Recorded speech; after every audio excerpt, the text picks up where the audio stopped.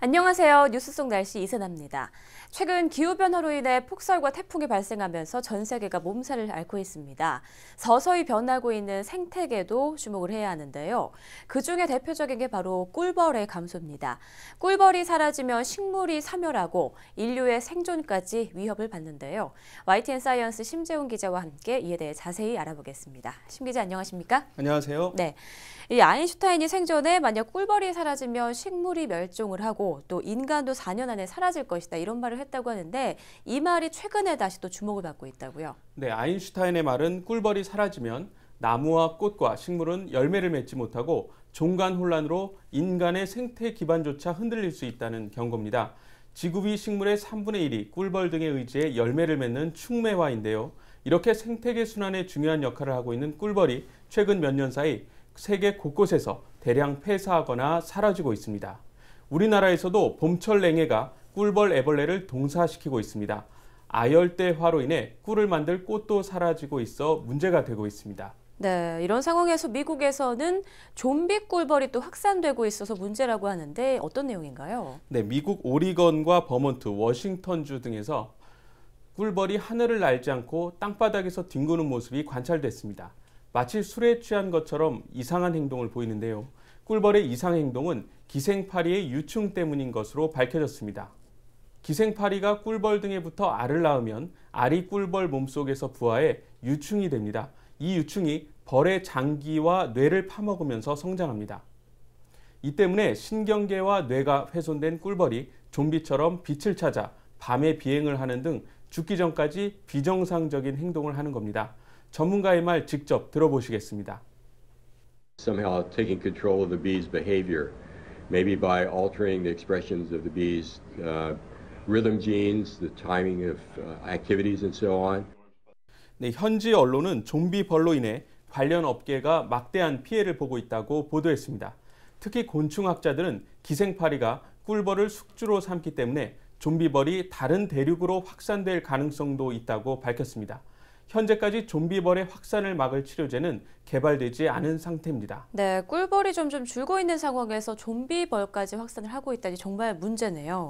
자, 이번에는 우리나라 토종 꿀벌의 감소에 대해서 좀 알아보겠습니다. 멸종 위기에 처했다고 하는데 어떻게 된 건가요? 네, YTN 사이언스 취재팀이 인천 근교 야산에 있는 토종 꿀벌 농장을 찾았는데요. 120여 개의 꿀벌통이 텅 비어 있었습니다. 4년 전만 해도 이런 모습이 아니었는데요. 벌통마다 꿀벌이 가득하고 생산되는 꿀도 풍족했습니다.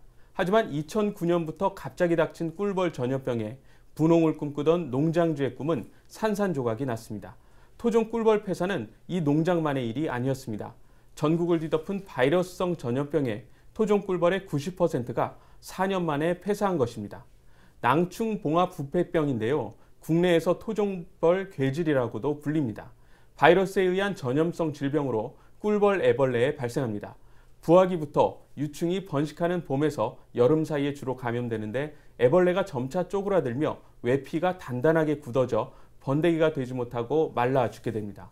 하지만 아직까지 치료제는 물론 예방할 수 있는 뾰족한 수단도 없습니다. 네, 토종벌 농가의 고통이 정말 크겠네요. 그런데 이뿐 아니라 주변의 과수농가까지 심각한 2차 피해를 보고 있다고요?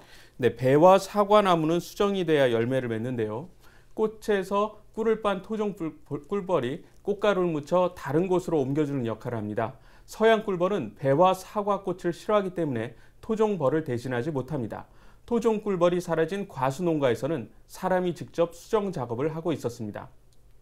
꽃이 필 무렵에도 찾아볼 수 없는 벌을 대신해 인공 수정 장치를 이용하는 겁니다. 네, 그동안 벌이 해주던 일을 이제 사람이 도맡아 하려니까 인건비가 또 만만치 않겠군요. 네. 그럼 토종벌을 좀 보완할 수 있는 방법은 없을까요? 전문가들은 바이러스에 강한 토종 꿀벌 품종을 개발하는 것이 해결책이 될 수 있다고 말합니다. 연구진들은 바이러스가 창궐한 상태에서도 살아남은 토종 꿀벌에 주목하고 있는데요.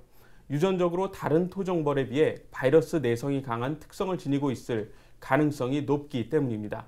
전문가 인터뷰 직접 들어보시겠습니다. 질병에 대한 근원적인 해결은 그 벌이 스스로 견딜 수 있는 저항성 형질을 선발을 하는 게 최선의 길입니다. 그래서 우리나라도 지금 그 질병에 대한 견디는 힘이 강한 그 여왕벌들이 있어서 저희들이 그걸 선발을 해서 대량으로 이제 그 육성하는 기술을 개발할 겁니다.